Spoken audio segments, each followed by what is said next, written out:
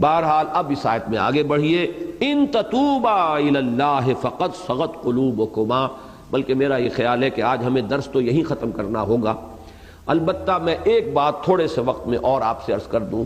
اس معاملے میں مجھے مولانا مودودی صاحب سے شدید شکایت ہے اور شدید رنج ہے کہ انہوں نے اس معاملے میں وہی رخ اختیار کیا، اور صرف وہ رخ اختیار کرتے تو مجھے اتنی شکایت نہ ہوتی جب اگر شاہ ولی اللہ نے کیا ہے اور کسی اور نے بھی اگر وہ انداز اختیار کر لیا ہے تو مولانا مودودی سے بھی اگر ہو گئی فروگزاشت تو میں اسے فروگزاشت ہی کے درجے میں رکھتا۔ لیکن مجھے ایک چیز عجیب نظر آئی ہے آج میں نے خاص جب تحقیق کی ہے اس آیت کے بارے میں، انہوں نے اپنے حواشی میں شاہ ولی اللہ کے ترجمے کا ذکر کیا، انہوں نے شاہ رفیع الدین کے ترجمے کا بھی ذکر کیا، ان دونوں کے ترجمے کا تو ذکر کیا جس میں کجی کا لفظ آیا ہے، لیکن شاہ عبد القادر کے ترجمے کا ذکر نہیں کیا جس میں کجی کا لفظ نہیں آیا۔ اب یہ جو انتخاب ہے کہ ایک شے کو اختیار کرنا ایک کو نہ کرنا،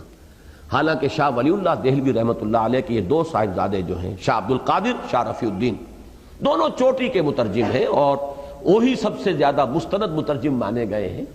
شاہ عبد القادر کا ترجمہ جو ہے اس کو مانا گیا ہے کہ وہ بامحاورہ ہے، شاہ رفیع الدین کا لفظی ترجمہ ہے، لیکن یہ ہے کہ مستند ترین ترجمے وہی۔ تو اگر شاہ ولی اللہ کا بھی ان کی نگاہ میں آیا اور شاہ رفیع الدین کا بھی آیا تو شاہ عبد القادر کا کیوں نہیں آیا،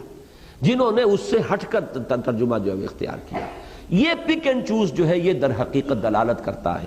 کہ وہ اصل میں زیر اثر ہیں کسی غلط تصور اور غلط فکر کے۔ اور اسی میں مجھے یاد آیا ہے